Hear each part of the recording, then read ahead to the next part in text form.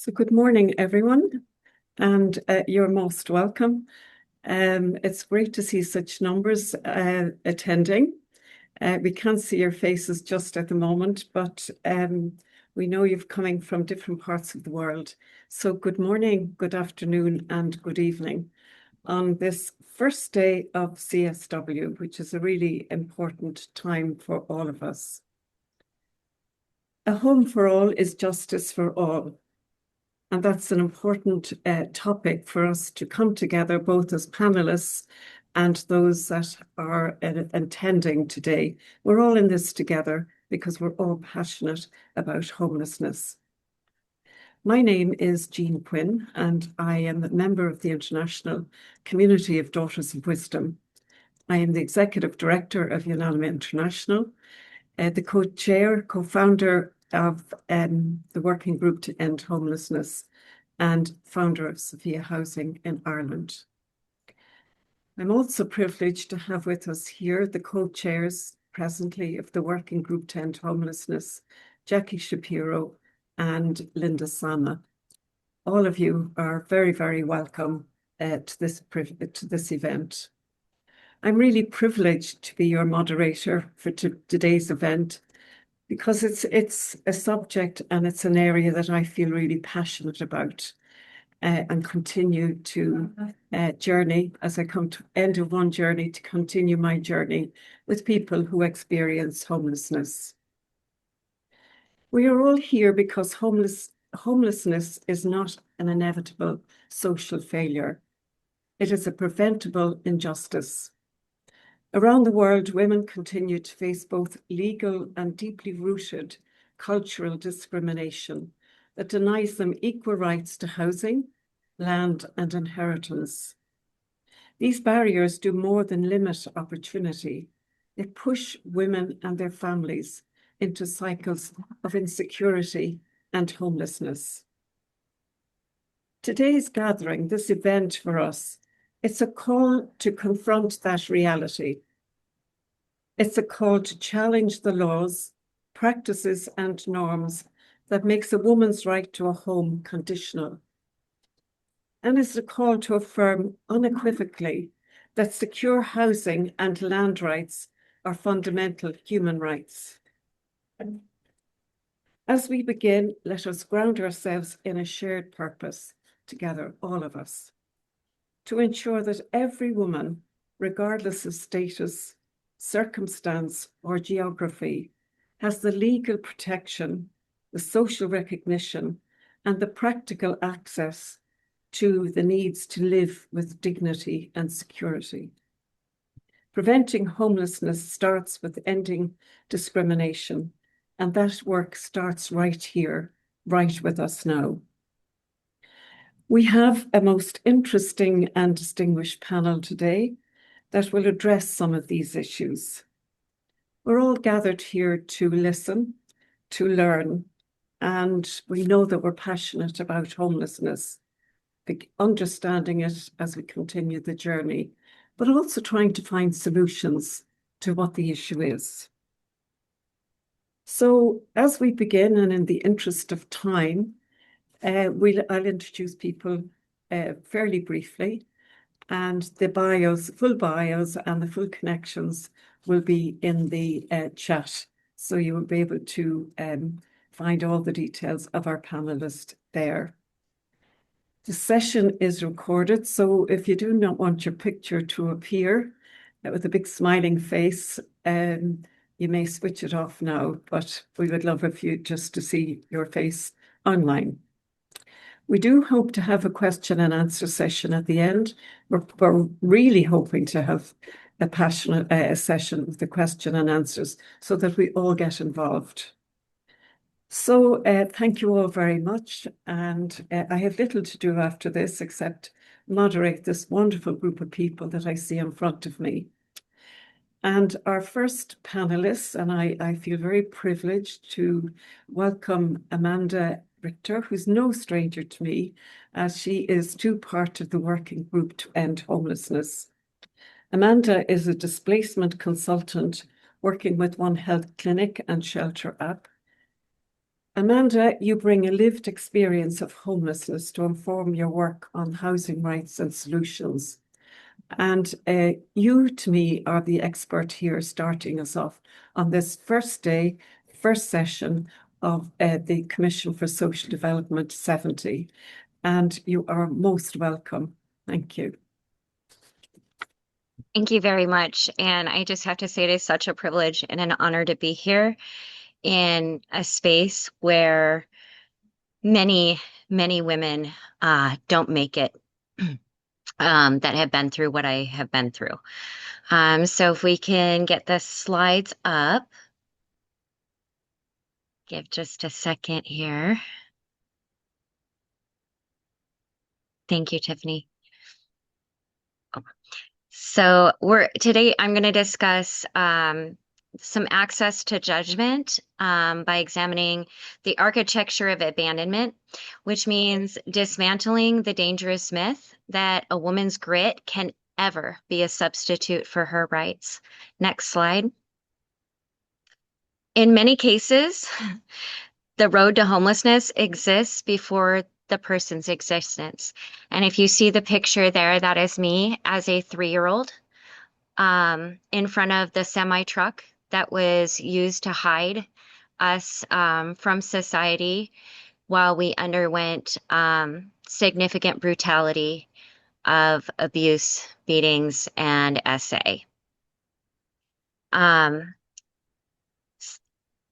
As a person who comes from a family with intergenerational abuse, intergenerational trauma, and intergenerational poverty, this began long before I was even a thought. Statistics show that only 7.5% of children born into the bottom percentile ever escape poverty. This isn't just a financial lack. It's a biological inheritance passed down through the epigenetics of poverty. Next slide.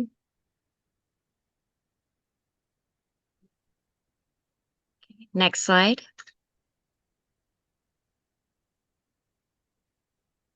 The greatest illusion of safety is a system that counts a roof but ignores the violence beneath it. A house is not a home if it is a site of unchecked betrayal. This is the home that I escaped to as a child. That was my grandparents, to get away from the abuse and the uncertainty of my childhood. Next slide.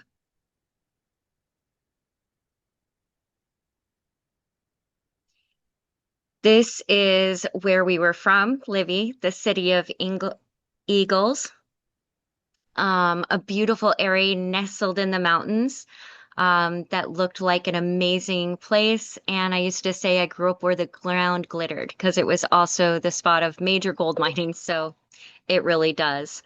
Next slide. Unfortunately, we were also one of the largest sites of a Superfund disaster in the United States. It killed 300 people, including my family, and the house that you saw before was infiltrated with vermiculite asbestos, which my grandmother got from hugging my grandfather. It was in our walls, it was in our schools, it was in our floors, which meant that when the cycle of abuse was interrupted, that safety, that roof that needed to be there could no longer be counted on because the environmental disaster that happened long before I was born had already taken that away. When an industry collapses or a town is poisoned, it doesn't just take jobs. It takes a biological anchor of a family, leaving children to drift into the cracks. Next slide. For a child in the architecture of abandonment, running away is the only form of access to justice that they have left. Many kids in my situation end up in the foster care system, and I was no exception. Unfortunately, that went, as many cases often do, and was only interrupted when I decided to run away at the age of 15 and hitchhike across the United States to try to find my mother. And hitchhiking wasn't a choice, it was a 2,000-mile search for a sanctuary that the system refused to build. For a child in the architecture of abandonment, running away is the only form of access to justice that they have left. We call them runaways to make it sound like a choice, but in the language of human rights, these girls are internally displaced persons seeking asylum from a home or a foster system that has become the site of a violence. Next slide. Next slide. As you can imagine, after foster care, as many goes, we become parents and wives.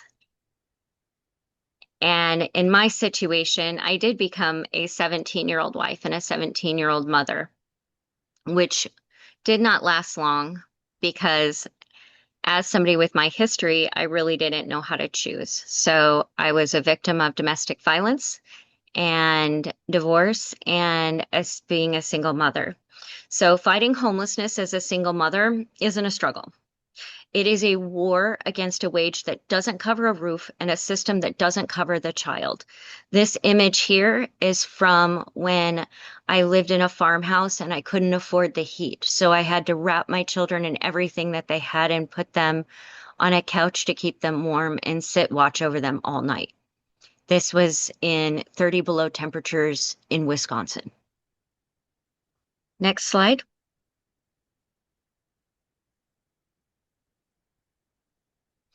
A woman doesn't stay in violence because she lacks courage. She stays because the street is the only safety plan that the state has actually funded. Next slide.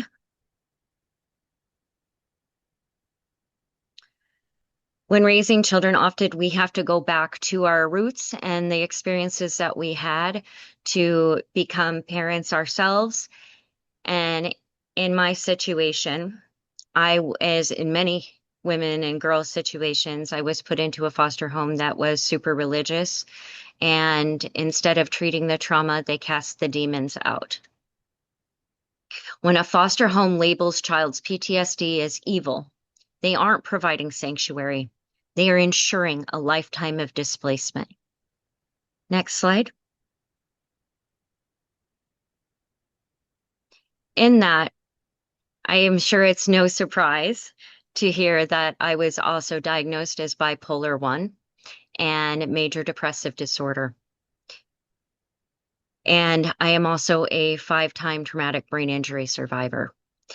80% of unhoused women with serious mental illness have a history of sexual or physical abuse. Next slide. Up to 53% of unhoused individuals have experienced a traumatic brain injury, a rate significantly higher than the general population. For women such as myself, brain injuries are overwhelmingly caused by intimate partner violence, specifically strangulation and blunt force trauma. And most shelters are high stimulus environments that actively aggravate the sensitivity to light and noises, and other things. Shelters that are not neuroinformed can lead to behavioral evictions. Next slide. At 38, I didn't fall into adult homelessness. I finally hit that ground after a 35-year drop through the cracks of a broken system. In that next slide, in that encampment, my companion animal was my only floor. 96% of unhoused women will choose the street over a bed if it means being separated from their pet. For 91% of these survivors, these animals are critical to physical and emotional survival. Next slide. A woman's grit or resilience is not a substitute for a floor. It's time to stop romanticizing her survival and start funding her stability. Next slide. My message through all of this is while resilience is so important and it did lend to my survival, it would be wonderful if we could stop praising the resilience after falling and fund our floors. Thank you.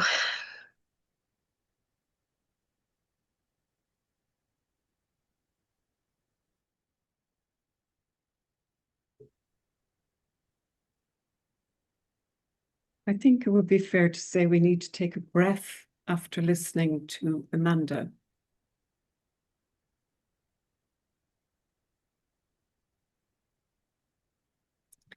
Listening to someone with a lived experience is very different to listening to a practitioner, an academic, somebody with a legal background, with a UN background. But nonetheless, Amanda, I want to say to you, you are the expert here among us. You've given us an experience, and I need to say as well that I've worked with so many people that I could have heard that story. But it's not just a story, it's a lived experience. And so many things caught me that you said. Many women don't make it. They don't make it because the system doesn't help us to make it or help you to make it. And the other thing that really struck me, that when I started working in homelessness almost 40 years ago, I never saw the adult, but I always saw the child. And I didn't have children, but it was the first thing that struck me was the homelessness of the child, because we always thought of the adult as being homeless. And so you showed that very well in the picture you showed us of yourself. So I found that quite moving. And also with yourself and your mother, and even yourself as you went along, we often talk about the hidden homeless. And you demonstrated that well, like in the first one with your mom in behind the van, so that you wouldn't be seen. That's often the case with women and children. And you equally demonstrated yourself, Amanda, with your own experience. The runaway, thought that was really interesting. What happens? That's the real experience and often not recognized. Um, and then I suppose one of the things that really struck me, and I will say your bravery, Amanda, and because there's somebody in my head who's in Her Majesty's service in prison in England that I worked with many years ago at 17 with three children, and having to make a choice at 17 of being a mother when you wanted to be something else, which you eventually did. But you did fight that, and you did become uniquely who you were meant to be. And I'm taking time with this, Amanda, because I think it's worth it. And we have a lot of people on this call today that I have ever seen, actually, in all the years I'm doing this. So it's important that people have really heard what you said, and I'm really trying to give this time as well. Two other things I want to say is about the bipolar and the trauma. Trauma for me is one of the key things that happens to people who experience homelessness and what you talked about. But we often don't recognize it. And we think the trauma is just for the person who experiences homelessness. No, everybody needs to understand it in order to be part of this experience. So I'm not praising your resilience, but I am actually. And I really, really, really want to thank you on behalf of all of us, Amanda, on this first day of CSW, with the issues that are going to come up this week. You've set us on the right path, and I'm so grateful. Thank you. And so as we move on, it's now my great pleasure to introduce to you Tamar Azer, who is a lecturer in law, the acting co-director of Human Rights Clinic, and the Faculty Director of the Human Rights Program at the University of Miami School of Law. Your work, Tamar, has significantly connected us to homelessness. Under your leadership, the University of Miami has submitted many reports to the UN on housing and homelessness, and thank you very much, documenting rising homelessness and advocating for right-based policy reforms. That's what we need to hear about, and I'm looking forward to your intervention now. You're very welcome. Thank you so much. Thank you for the lovely introduction, and thank you for including me in this webinar. It's wonderful to be with all of you, and also really want to thank Amanda for sharing her very powerful story. I can't think of a better way to start our discussion. So thank you for sharing your experience and for your strength that really inspires us. So I have a PowerPoint, so let me see if it's going to work to share it. Hopefully, it'll come through. Great.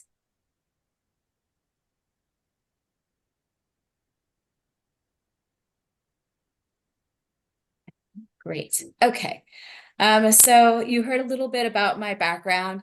I teach in the Human Rights Clinic at the University of Miami School of Law. And just a word about the clinic. Here's a picture with some of our students. We focus on promoting social and economic justice globally and in the US. Everything we do is from a human rights framework, and we have a particular focus on what we call bringing human rights home and the application of human rights standards domestically in the US. So I'm going to focus my presentation today on the situation in the US, but a lot of these are themes that also, I think, reverberate around the world, and I look forward to having that discussion in the Q&A. Our students study and learn through actual cases and projects, and some of our focus areas are housing and gender justice. I'm going to focus on three things today. One is I wanted to provide a very brief overview of housing and homelessness in the US and our current situation. Then I wanted to talk about some of the gender dimensions of homelessness, many of which you've heard in Amanda's story. And then I wanted to share a little bit about some of the advocacy that we've been doing in this area. So this discussion today really could not be more timely. We are currently in a housing crisis in the US. In 2024, the number of unhoused persons in the US reached the highest ever recorded at over an 18% growth from the previous year. Rent has increased at the fastest rate since 1986, and we currently have over a half of renters that spend more than 30% of their monthly income on housing costs, and also many renters who spend over half of their income on housing costs. So really just one event away from homelessness. We are also in a time of unprecedented budget cuts and slashes to housing assistance as well as to food benefits. And at the same time, we are required, or homeless service providers are required to accept restrictions, anti-immigrant restrictions, anti-diversity restrictions, and anti-gender inclusivity restrictions in order to access funding already committed as part of grants. So that's our situation. We are also seeing a double violation. At the same time that homelessness is rising, we are seeing policies that criminalize homelessness or criminalize life-sustaining activities that you have no choice but to do in public in order to survive, like sleeping. And this is a case that our clinic had the opportunity to work on, but just June of 2024, we had the Supreme Court decision in Grants Pass v. Johnson, where the Supreme Court held that laws punishing sleeping in public do not violate the Constitution's prohibition on cruel and unusual punishment, even if no shelter is available. It was a very disappointing decision, although we had a very strong dissent. So maybe in another world, we would have a different legal standard. But since then, and courts used to be guardrails against these kind of ordinances and statutes. But now we have over 200 cities that have passed and strengthened camping bans. And then last summer, we have Executive Order 14321, ending crime and disorder on America's streets, which specifically targets people experiencing homelessness and with mental health conditions for involuntary commitment. This this executive order prioritizes funding for camping and loitering bans and defunds evidence-based programs such as Housing First, which provide housing without preconditions, or harm reduction, which focus on addressing harms of drug use.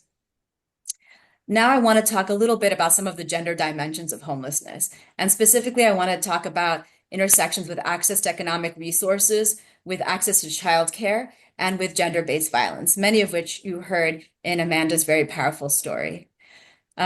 So first, I want to talk about lack of access to economic resources. That's a huge driver of homelessness when it comes to women.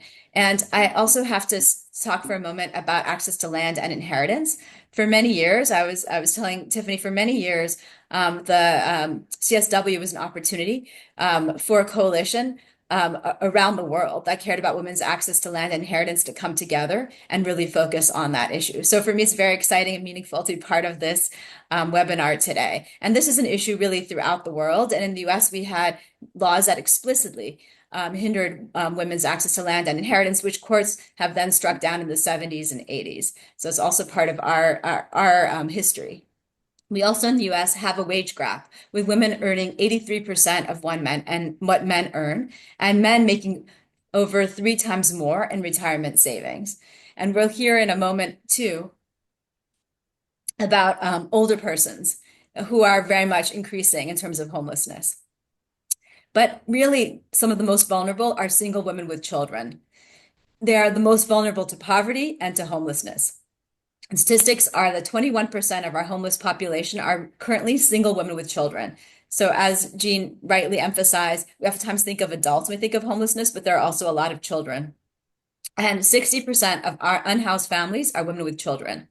Matthew, you may be familiar with Matthew Desmond's famous study where he looked at eviction in the United States. And what he said is children didn't shield families for eviction, they exposed them to it. So really children have become a factor that makes homelessness more likely.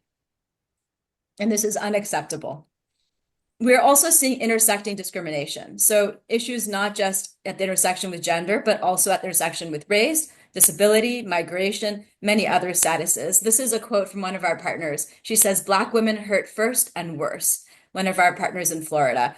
And their statistics show that 50% of unhoused families headed by Black single mothers that are homeless are headed by Black single mothers.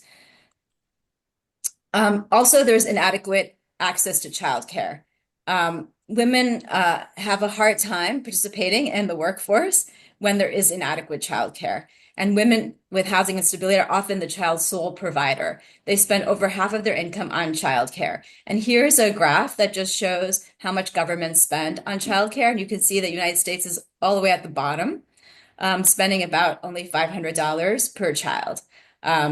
So very much, there's very much a big gap for us. And we also have very short family leave after pregnancy as well. So that's also a big gap for us in the US. So it's very difficult to make ends meet.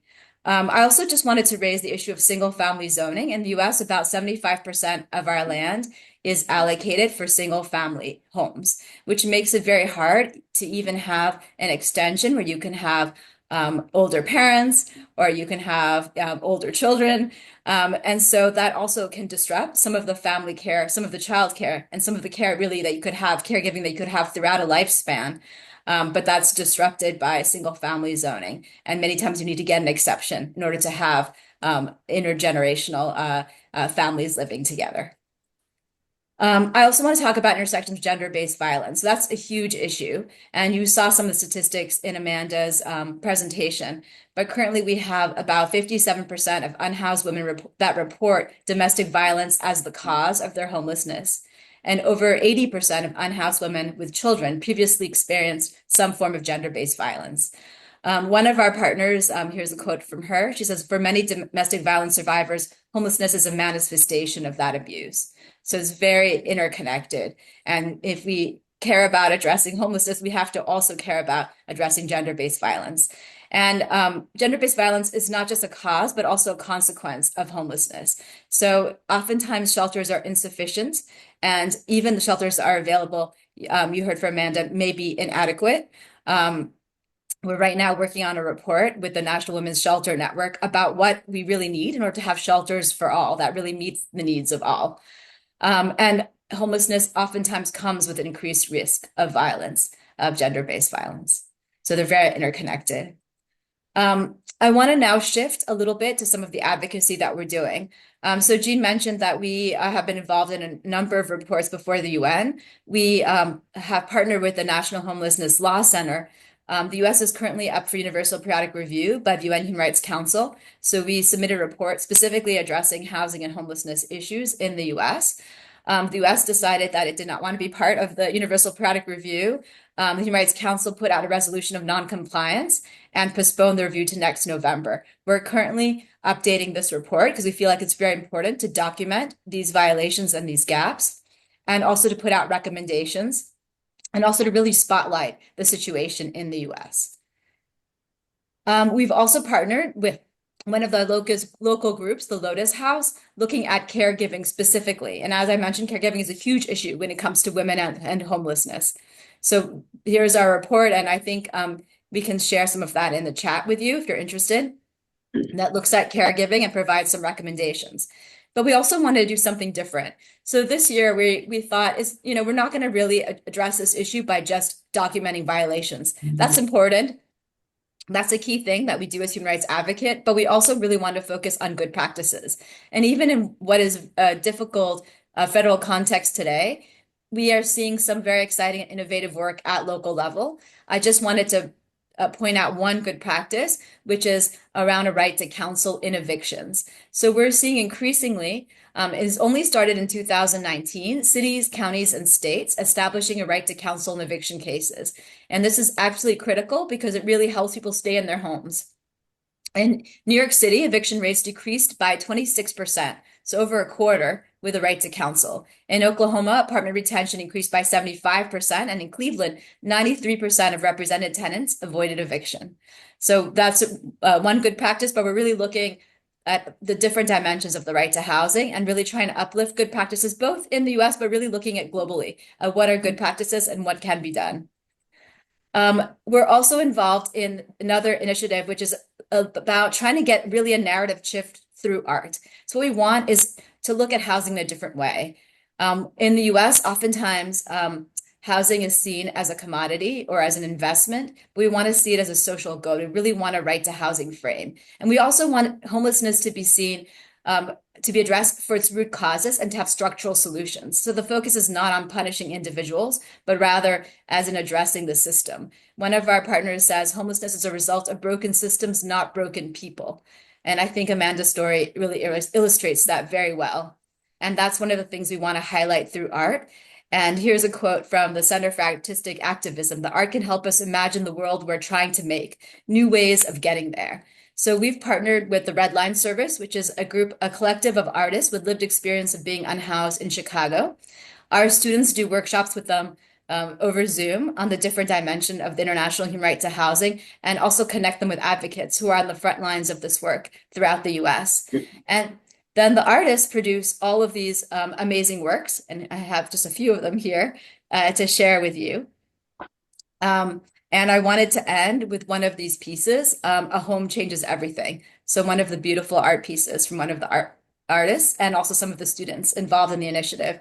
Here you can see we held a little exhibit in Miami in the community with some of the art pieces, really bringing this discussion of the right to housing home. I also have a QR code if you want to access. All of the art pieces are now available and open for use in advocacy and in work. So I have that there. Thank you so much.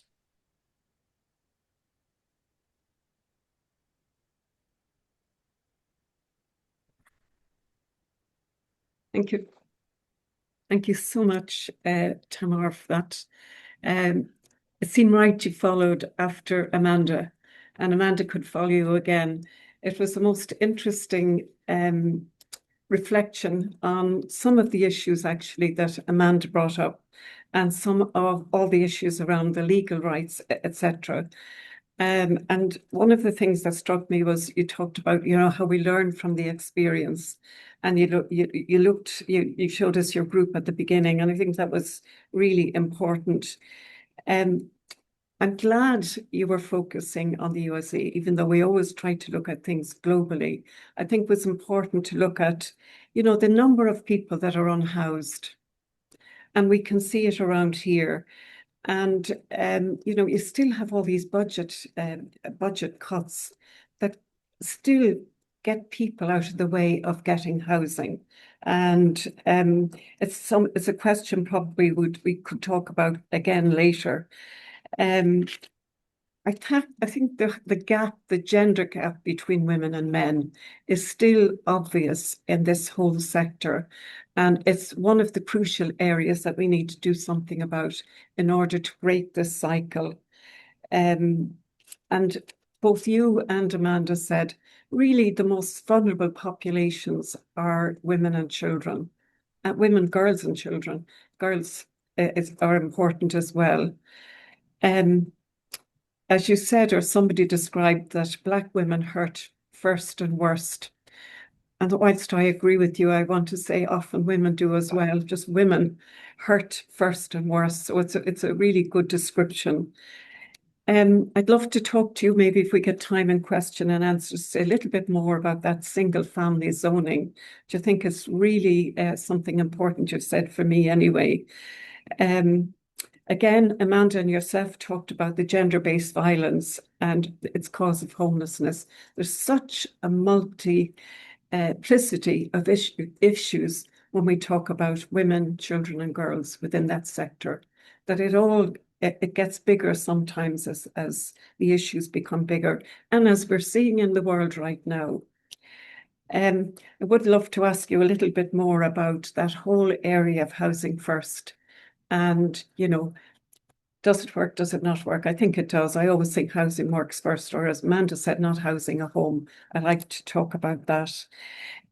What I really, really appreciated, Tamar, was your focus on good practices and that innovative work, because I think that's something that we need to concentrate on, not just solely the issues, because we need to look at the areas where we help people to stay at home.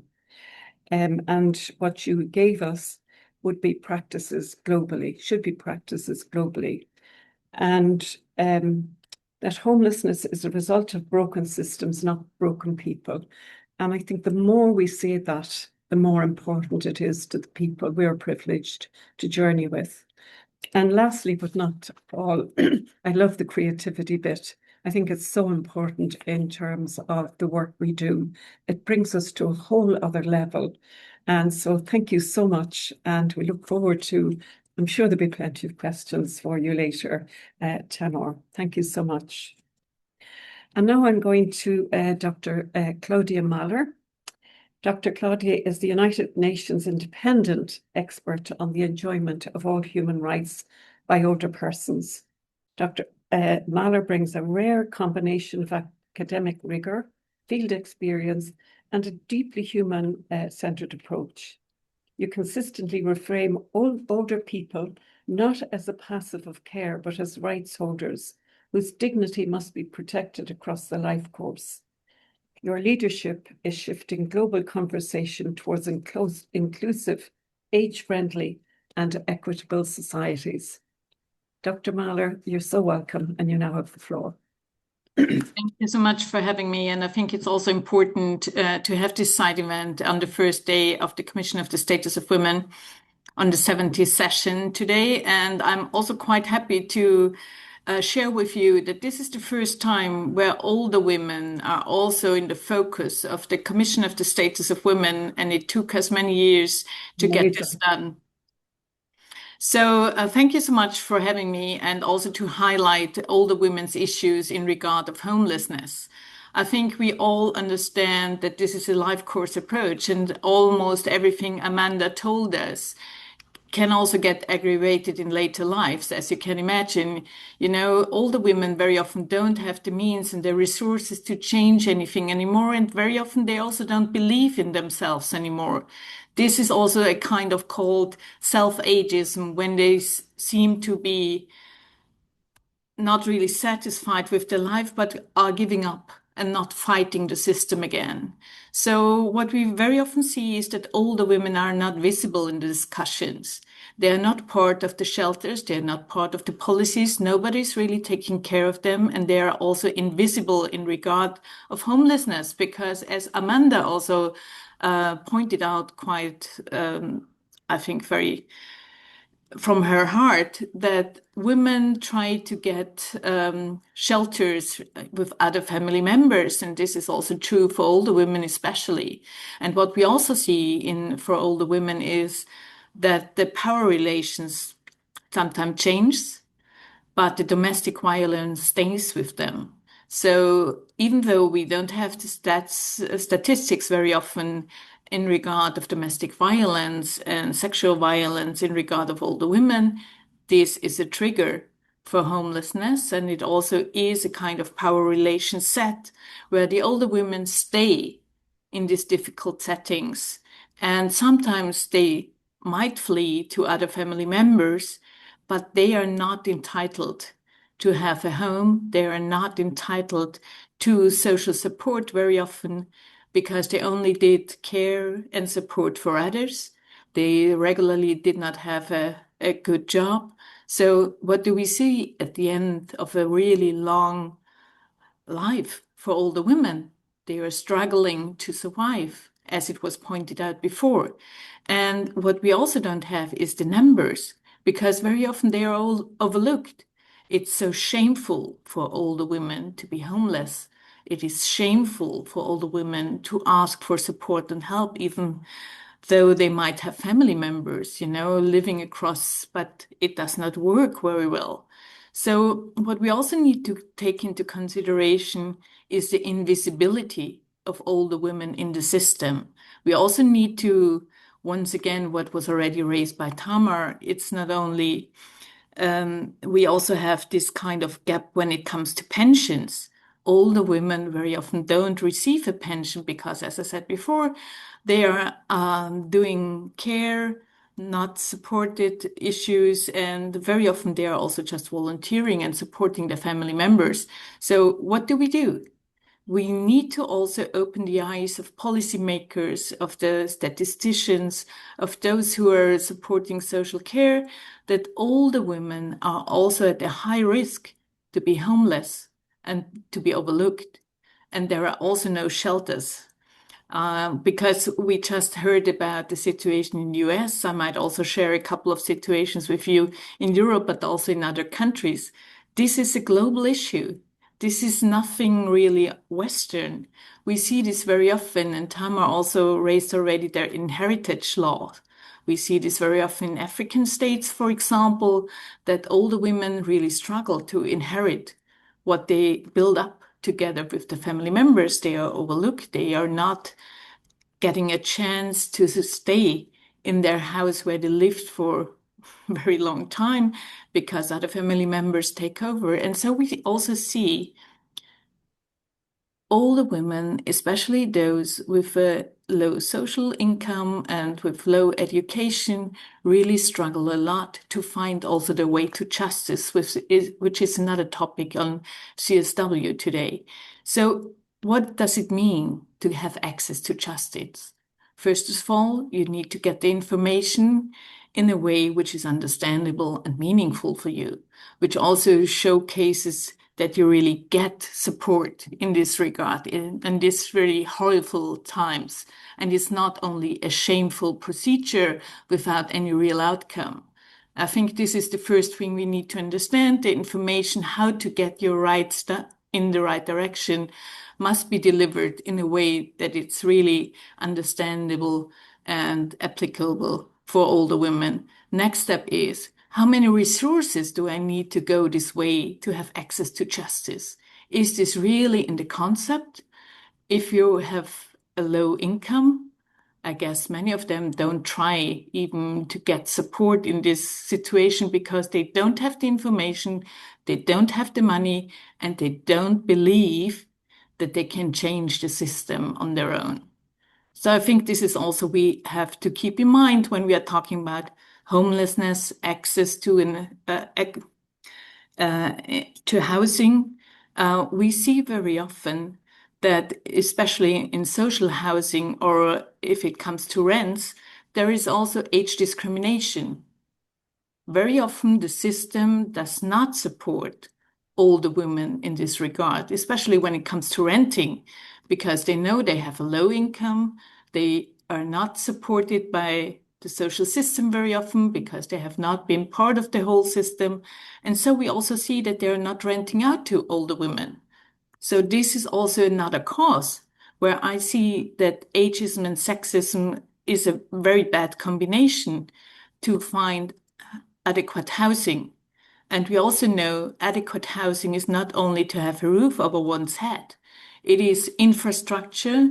You need to have access to different services, especially in older age.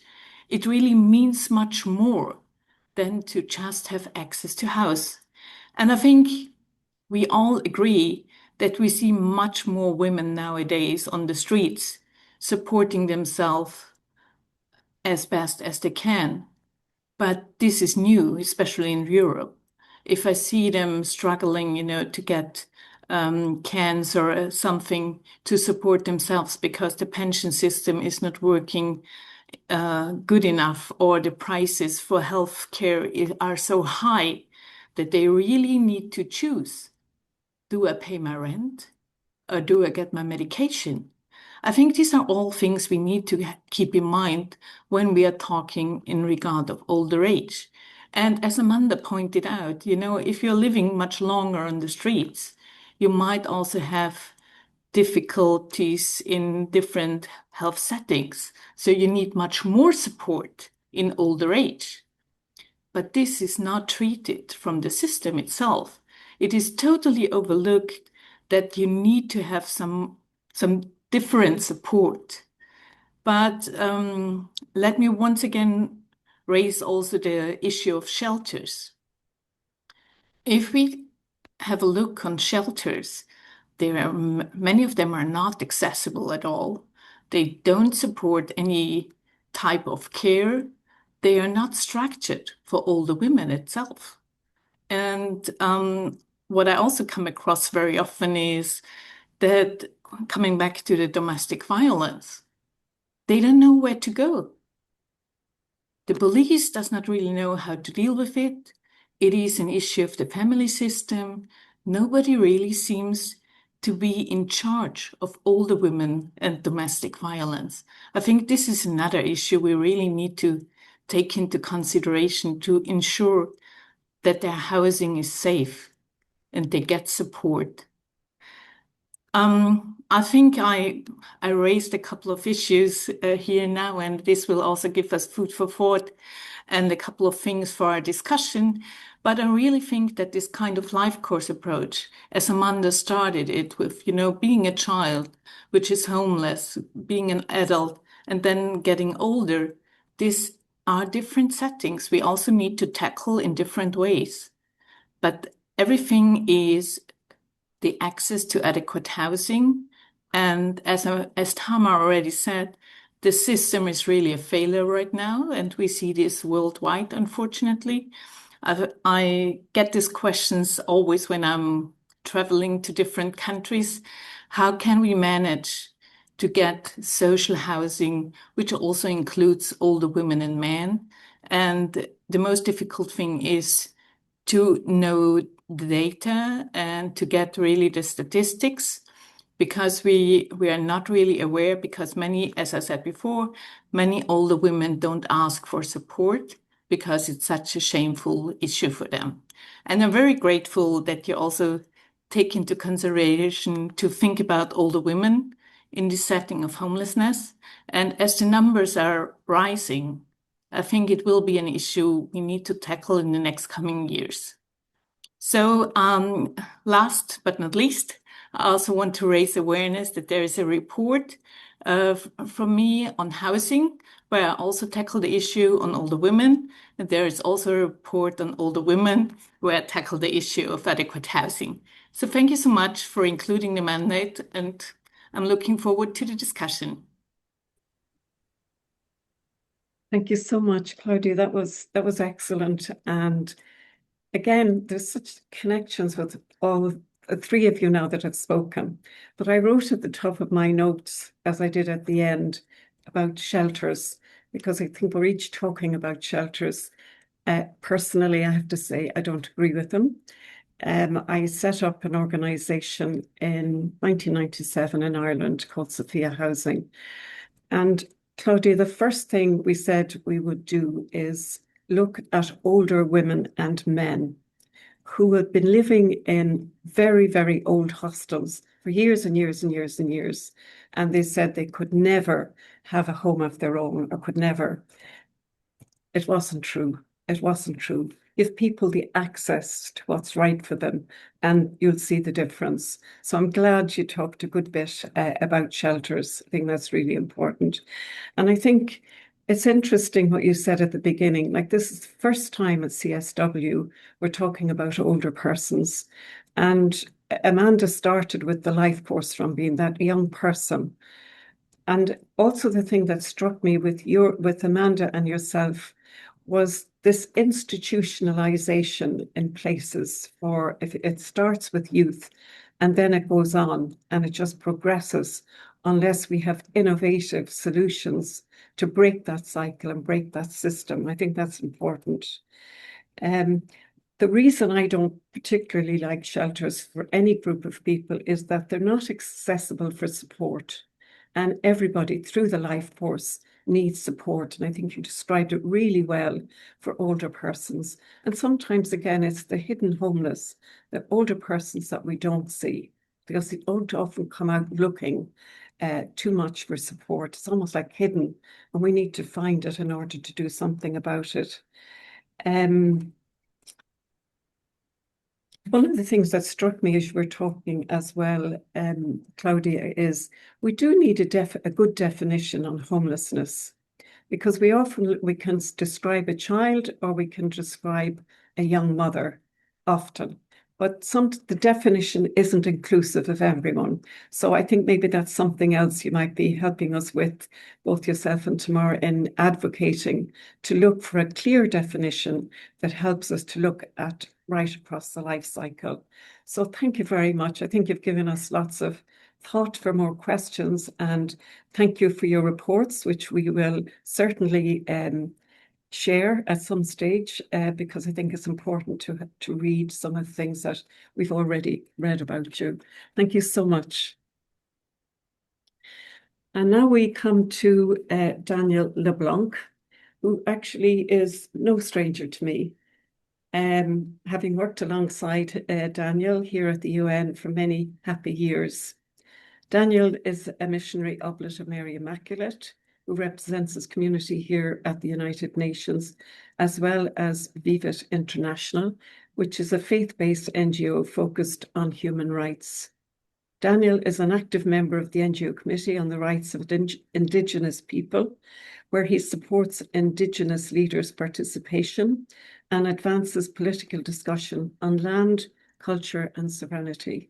Today, Daniel, we hope to hear more about your advocacy on Indigenous lands rights, again, as it relates to homelessness, and you often talk about that. You're most welcome, Daniel. Thank you so much, Jean. I begin with a note of gratitude to the working group to end homelessness at this beginning of the Conference on the Status of Women, and all of you here present, especially those who have spoken and presented. It's an honor and a pleasure to share this time with you. The topic I speak on is a complex one, as it involves centuries of history in very different times. And still, much stays the same today.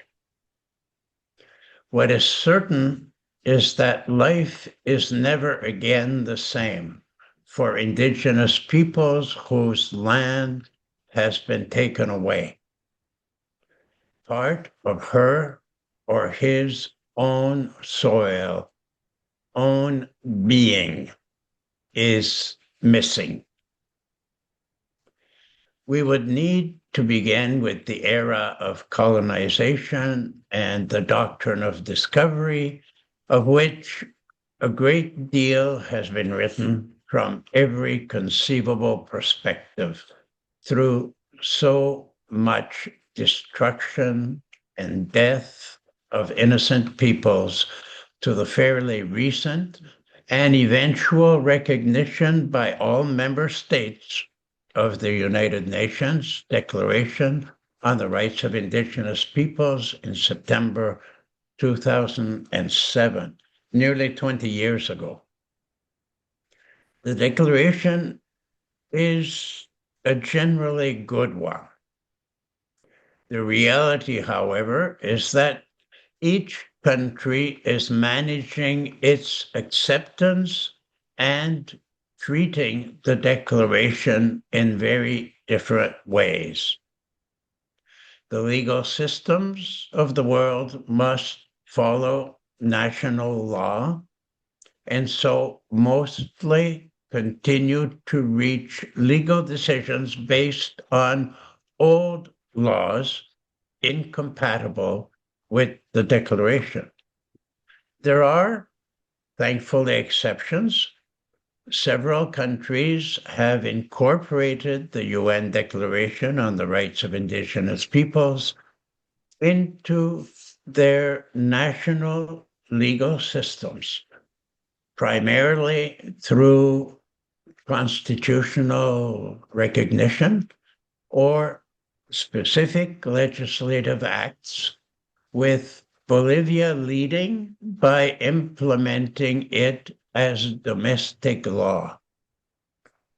Other key nations, including Canada, Mexico, Colombia, and Ecuador, have adopted legal frameworks that align with or directly incorporate UN DRIP, primarily into their constitutional, statutory, or judicial processes. With the number of countries I've mentioned, you can quickly deduce that the majority of countries have not done much yet. Even so, the process of recognizing the rights to land, even in the above-mentioned countries, is very slow, not to name the other countries. As I think is common knowledge now, countries or states still have a long way to go to recognize indigenous nations. This will be an important step because then the indigenous nations will be more able to deal with national states on a more balanced legal basis. Free, prior, and informed consent of the peoples about anything to do with them and their lands is officially recognized, but mostly, partly, or totally disregarded. Also, rather than the more generally regarded right to ownership of land, our indigenous sisters and brothers consider themselves as from, part of, and returning to the land, and not something to own, but to live in and in community. Why is this right to land so important? Once again, many answers could give clarity. Due to a short amount of time now, I mention only a few. Indigenous peoples have a special relationship to the earth, to Mother Earth. The peoples have lived in harmony with Mother Nature for many, many generations and continue to do so where they are able to do so. Their history, knowledge, and experience have much to teach the rest of the world, seemingly determined to destroy the place where we all live, Mother Earth. Over the last 5 to 6 centuries, if not more, Indigenous peoples have been chased from their lands to far-flung, often much less hospitable places. Many have been forced to leave not only their land, but also their tribe, their clan, their family, to seek a life for themselves and their descendants. As a result, and with the support of their own land and people, many have fallen on hard times. For some, this has meant a search for meaning in their lives and much hardship. Just like for the rest of society, some have fallen into physical and mental difficulties and to the use of drugs and alcohol, but these few are the exception. Today, many seek a life in urban settings. After all, there are hospitals and schools, yet this too often means not having a home where they can live a decent life, free of hostility and neglect by the masses. Indigenous peoples are vastly overrepresented in homeless populations globally, particularly in settled colonial nations, often being 10 to 30% or more of the unhoused in specific regions, despite being a small percentage of the total population. In Canada, for example, they are 35% of the homeless population, while only 5% of the general population. I have in my lifetime had the opportunity of living with Indigenous communities in Canada, in parts of the Amazon, and in Peru, of learning the basics of their language, their culture, and traditions. I had the privilege of shorter experiences with some communities in Africa, Bangladesh, Sri Lanka, Indonesia, India, and a few other places. I am so thankful and appreciative, as I am the beneficiary of such great knowledge, wisdom, and friendship. I ask that we all make a pledge to respect our brothers and sisters as equals in every way to ourselves, and to do what we can to be good neighbors, all the while learning from all they can teach us about life, community, and the rights of Mother Earth. Thank you very much. Thank you so much, excuse me, Daniel, as always, for your wisdom and your commitment to Indigenous people. And I suppose as you were beginning and talking about, excuse me, the Indigenous community, the words that came to my mind, ever ancient, ever new, all the time evolving. And Indigenous people have the right to their land, and oftentimes they talk, and I think you would have helped us with this, Daniel, necessarily talking about the home, the shelter, but the land is that home, is that precious place where they can be who they are meant to be. But of course, you talked also about the whole area of colonization and the doctrine of discovery, excuse me, and all the issues around that. Um, the rights of individual people are important because it's their right to be part of Mother Earth. And indeed, if many of us looking at homelessness in that way, that we have a right to a land where we can build a home. And that's certainly something that I've tried to do in Ireland. It's an inheritance. It's something that we owe to our people. Excuse me, I'm sorry. And the Indigenous people have a right to belong to their communities or nations in accordance with their traditions and customs of their communities and their nations concerned. And I think overall, of all the years, I've learned that from you, Daniel, and even all the places you've said now where you've been. And I often think the question for me, and maybe a question later on, would they be homeless if they were not excluded from their lands? And I leave it at that. And thank you very much for always, excuse me, your significant contribution.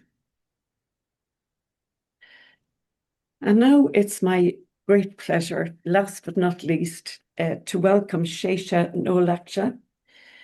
Sheisha is a Honduran human rights lawyer who has worked with Casa Elanza in Honduras, an organization affiliated with the broader Covenant House network. We know that youth have many obstacles in accessing justice. Can you tell us some of the lessons learned by the Covenant House in Honduras, especially those living on the street and youth escaping violence or trafficking? Bienvenida, Sheisha. Hola, hola, buenos días. Buenos Mucho días. gusto a todos. Es un placer poder estar en este espacio representando a Covenant House y a mi casa, Casa Alianza de Honduras. Voy a compartir pantalla. Permiso.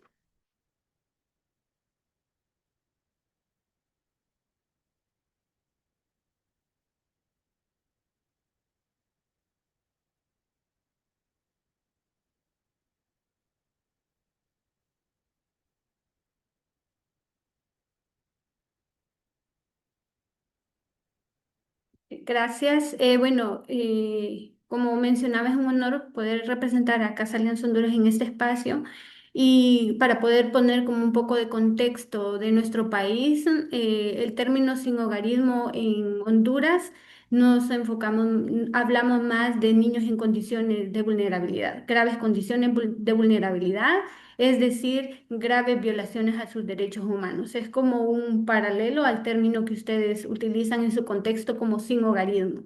Niños y niñas, adolescentes y jóvenes que han tenido que salir de su país, de su hogar, incluso del país, que han tenido que salir de sus comunidades por la violencia generalizada que hay en nuestro país, para mencionarles algún tipo de violencia que los niños están sufriendo en nuestro contexto, explotación sexual, trata de personas, todo tipo de violencia sexual generalizada, violencia intrafamiliar y captación por estructuras criminales, como de la violencia más compleja y de lo que los niños y las niñas adolescentes están sufriendo en nuestro contexto.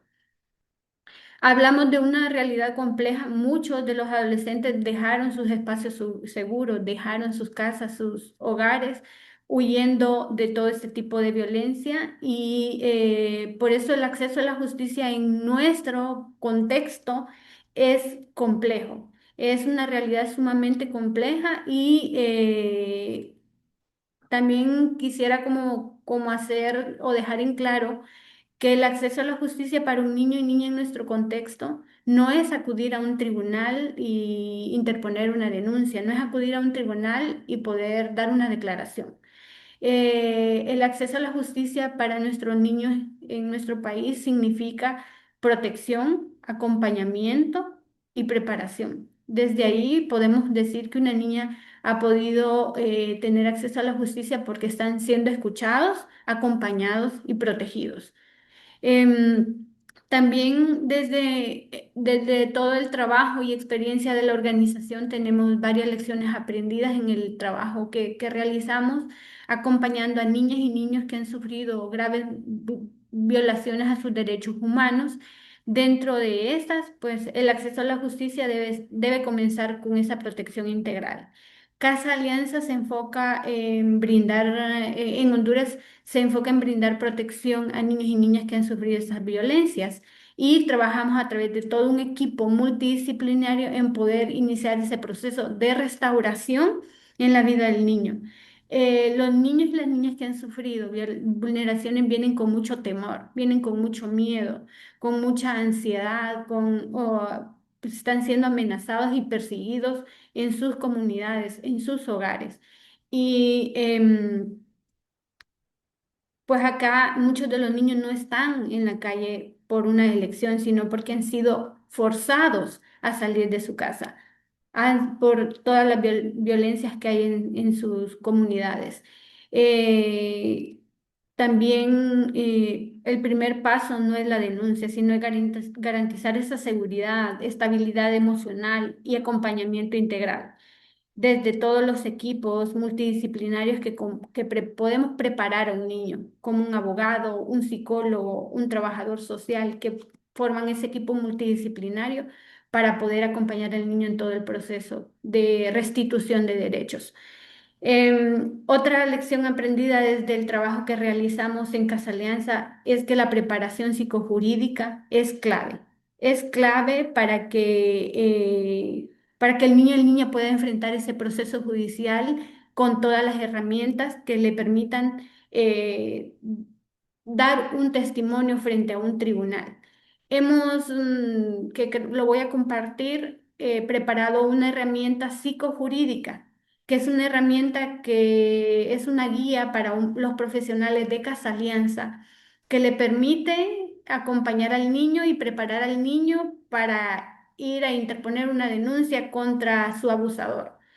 En las estadísticas que tengo por acá, la última, 88 de los casos de violencia sexual, las víctimas son niñas y los agresores son personas conocidas, son personas que están en su casa, son personas que están en su comunidad. El 96%, en el 2025 se identificaron 96 víctimas de trata. De estos porcentajes, 58 son niñas. O sea que 19 niños y 17 mujeres. ¿Qué quiere decir esto? Que tenemos un alto porcentaje de mujeres y niños y niñas que han sido víctimas de trata. La violencia desproporcionada hacia las mujeres y a las niñas en nuestro contexto es una realidad. Y dicho estas estadísticas, es sumamente complejo para una niña de 12, 14 años rendir una declaración ante un tribunal contra un agresor que quizá fue su tío, su papá, porque las estadísticas nos dicen también que la mayoría de los agresores son personas conocidas por los niños. Entonces, nosotros como Casa Alianza hemos hecho esta herramienta, hemos preparado esta herramienta psicojurídica que permite que los profesionales puedan preparar al niño antes de ser parte de estos procesos judiciales. Acá en esta siguiente imagen vemos a una niña utilizando una herramienta psicojurídica. Esta mochila es una mochila de preparación o le llamamos un kit emocional, donde ese kit emocional tiene colores, peluches, dibujos para que la niña pueda pintar previo a esa cita en el tribunal, para bajar los niveles de ansiedad para que la niña también pueda estar tranquila, evitar la revictimización durante el proceso judicial. Es como una buena práctica que he querido compartir con ustedes y que estamos a la disposición de poder compartir esta herramienta con ustedes. También la coordinación interinstitucional para nosotros ha sido fundamental en nuestro trabajo. Casa Alianza en apoyo al gobierno de Honduras porque el Estado de Honduras no cuenta con hogares para que los niños y niñas puedan, hogares para que los niños puedan estar protegidos. Casa Alianza asume esa responsabilidad del Estado. Las organizaciones de sociedad civil han asumido esa responsabilidad que le compete al gobierno de Honduras. Entonces, nosotros es necesario, no podemos enfrentar un proceso judicial, la niña no puede enfrentar un proceso judicial, no puede tener acceso a la justicia si no tenemos coordinación interinstitucional. Hemos comprendido que es necesario que articulemos con todas las organizaciones. Requiere coordinación entre organizaciones de la sociedad civil, fiscalías, instituciones de protección a la niñez, policías y el sistema judicial. En nuestro trabajo, los espacios de coordinación con el Ministerio Público y estas instituciones han permitido mejorar el seguimiento de casos, compartir información relevante y fortalecer la investigación de delitos como la trata y la explotación sexual. Entonces, es fundamental la coordinación interinstitucional para que el niño y la niña puedan tener acceso a la justicia efectivo, o sea, a tiempo y que también pueda ser informado durante todo el proceso. Y esa es como nuestra última lección aprendida que quisiera compartir con ustedes, que es escuchar a los niños y conocer cuáles son sus necesidades. Es importante para nosotros en nuestro trabajo diario poder escuchar las necesidades del niño, poder atender a sus necesidades. Muchas veces los niños que viven en protección institucional han sido invisibilizados o tratados únicamente como víctimas o también han sido tratados por el Ministerio Público, por la Policía Nacional, como un medio de prueba durante un proceso judicial. Un medio de prueba que necesitan el testimonio de esa niña o ese niño para poder enjuiciar a una red de tráfico, a una red de trata, a un abusador. Sin embargo, es fundamental reconocerlos también como sujetos de derechos con capacidad de participar en las decisiones que van a afectar a sus vidas. Entonces, nosotros como abogados, somos un equipo de abogados, tenemos la práctica que una vez a la semana visitamos al niño o la niña que se encuentra dentro de nuestras residencias y le informamos cómo va su proceso y escuchamos cuáles son sus necesidades y cuáles son sus preocupaciones y le traducimos esto al fiscal que lleva su caso, al de la policía que está investigando su caso. Y también tratamos de traducirle a la niña y al niño en palabras sencillas, en su lenguaje sencillo, cómo va su proceso judicial, porque ellos a menudo tienen mucha preocupación sobre esto. Entonces quisiera cerrar mi participación dejándolos con un pensamiento muy profundo que a mí me ha tocado mucho, que para una niña que ha perdido su hogar, la justicia no comienza desde un tribunal, comienza cuando alguien decide protegerla, cuando alguien decide creerla y acompañarla durante todo ese proceso judicial. Entonces, esas son como algunas lecciones aprendidas desde nuestro trabajo y bueno, quedo abierta si tienen consultas. Gracias.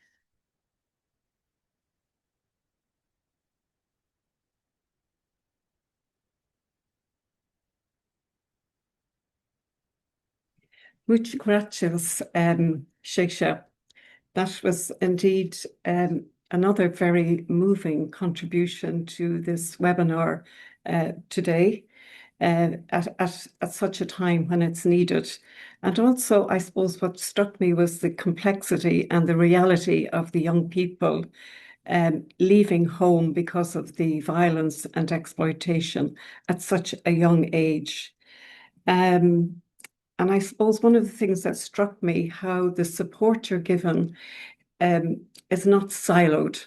You have a multidisciplinary approach with the judicial system, the law, the police, the caring, the following up with the young people, helping them understand in their own language what is happening, but also that they're part of the solution. You're going back to meet them in order to tell the judge what's been said. So it's that backwards and forwards. And they feel part of what you're doing. And based on what Amanda talked about at the beginning, it's a promising future for the support that they're getting. I guess that what struck me very much too was the high percentage of women and girls that you talked about who have been trafficked. and the abusers are known to them, and we certainly would know that. I think you've given us solutions with the needs of the child and what you're doing. I was very struck by the backpack and all that was in it in preparation for going to the court. And you know, the creativity of what you were doing. So we would love you to share that, certainly, Sheisha, with us, because they're all learnings for solutions for young people. So thank you so much, and I'm sure we will have questions in this now open question and answer session, which we're also looking forward to very much indeed. If you're asking a question, can you ask whoever the person is you would like to respond, so that it makes it easier for all of us, and also make sure that we are able to give the time we want to for this question and answer session. So I think Tiffany will be able to tell us who the person, I can't see anyone apart from the panelists, who has their name up, or if there's a question that is needed to be answered.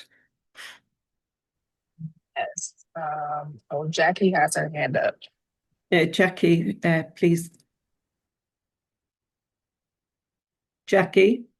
Yeah, I had to get my volume on again. I have a question for Claudia. Will the issue of homelessness and older persons be included in the preparations for the new convention on older persons? Shall I answer directly? Please, Claudia. Yeah, more or less the same question is also in the chat. That's why I raised my hand too. So Okay. thank you so much, Jackie. And there is a new resolution 58/13, which set a working group at the Human Rights Council to work on the drafting of a new convention on the rights of older persons. This might be new for many of you. So after 14 years of discussing if we need a convention or not in New York, we are now at the stage that we are really starting drafting.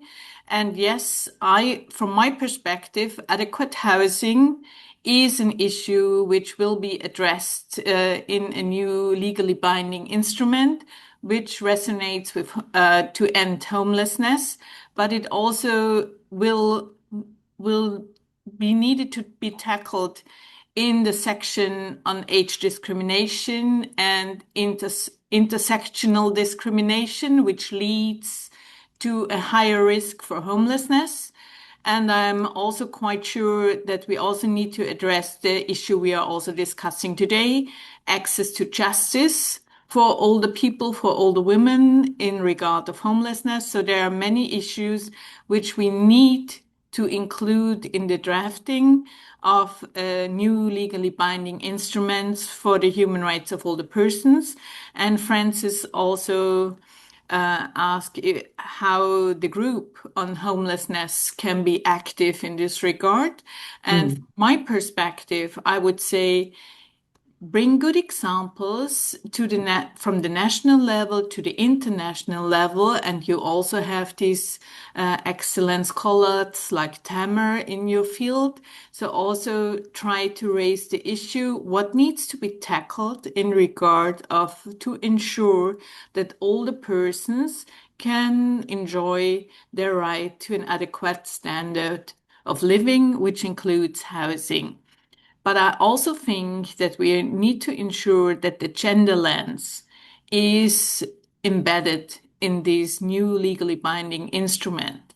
And maybe we also need to raise a couple of other issues in regard of homelessness. When we see it as multiple crises, we also need to include how do we deal with this kind of issue, not having a house after these multiple crises in regard of armed conflicts, in regard of the climate change issues, which leads to floods and avalanches and all other aspects you can imagine. We also saw it with thunderstorms like Katrina, that this ends in a long list of homeless people.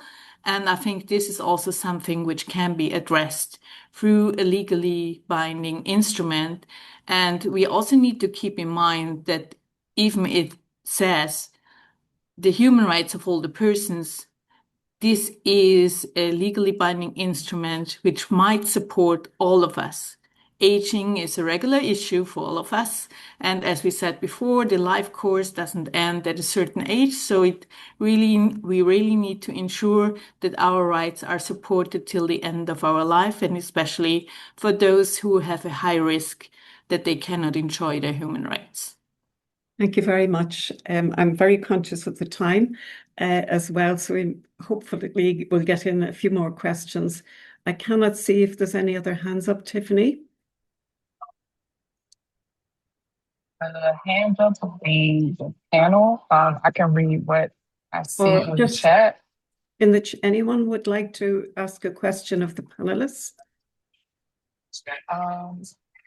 From what I see, there's not lots in the Q&A section for like actual questions. Could I then can I come back then to Amanda, if that's okay, Amanda, as you started us off and we're coming to the end. I suppose one of the questions that's in my mind as I was listening to everyone, what would give you hope that a home for all is achievable and not aspirational? That's a hard question.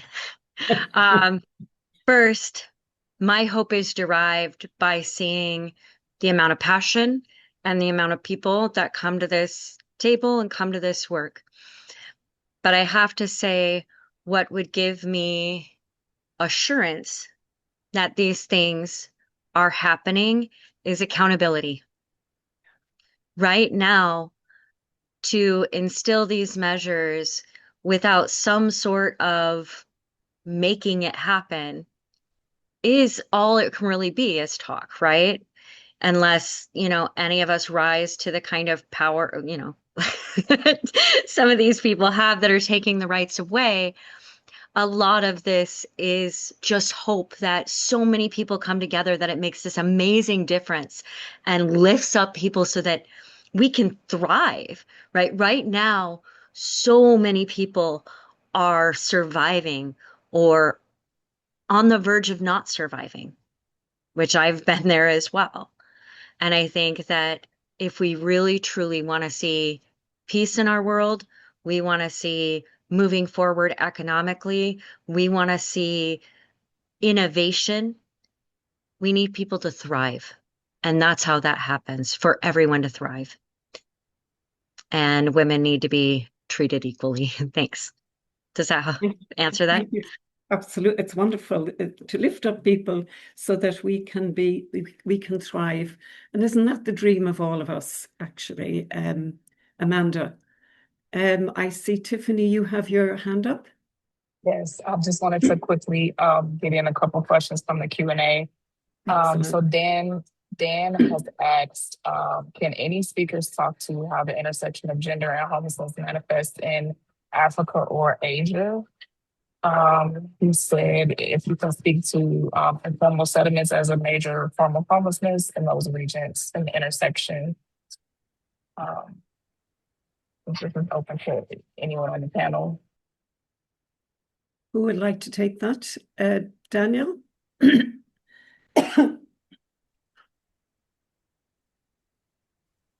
I think I'm unmuted now.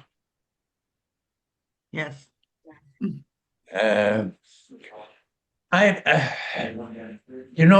This is a universal situation. I have looked at it more specifically from the perspective of Indigenous peoples and what I mentioned when I was speaking. But I think all of the speakers have brought out issues which are,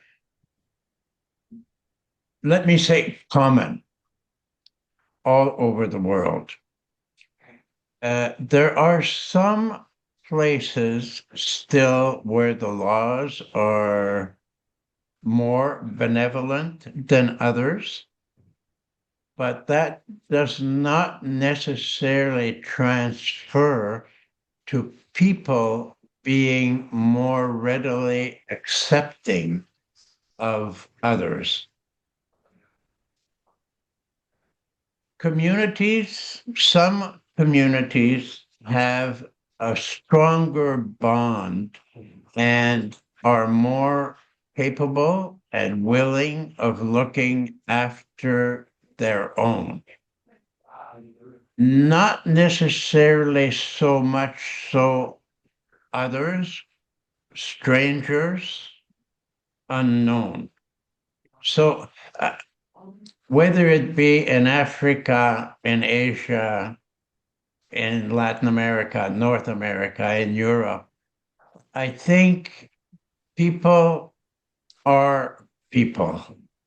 And those who are well and settled and can afford a good, decent life have a general tendency to not see those who do not.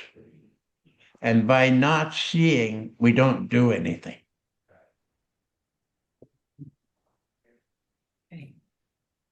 That is so true, Daniel. Thank you so much. And I'm afraid we've come to the end.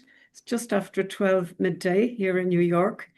And I think it's been, on behalf of the working group to end homelessness, I think this has been a very successful webinar. We've had a very large group of people attending. So it shows how much that homelessness is concerned, so many people concerned about the issue of homelessness, as we are at the working group to end homelessness. We continue to do advocacy here at the UN on a weekly basis, again, looking for a clear definition on homelessness, looking for data that gives some kind of accountability in relation to how homelessness is progressing or not around the world.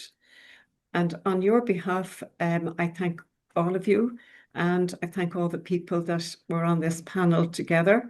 I see Jackie with her hand raised, so let me give Jackie the last word, and thank you all so much. Yes, the last word is to thank you, Jean, for your always wonderful moderation. And as a chair emerita of this group, we look to you always for wisdom and inspiration. And again, thanks to the whole panel. It was fabulous. Thank you so much. Thank you all, and we look forward to seeing you all soon again. Thank you all.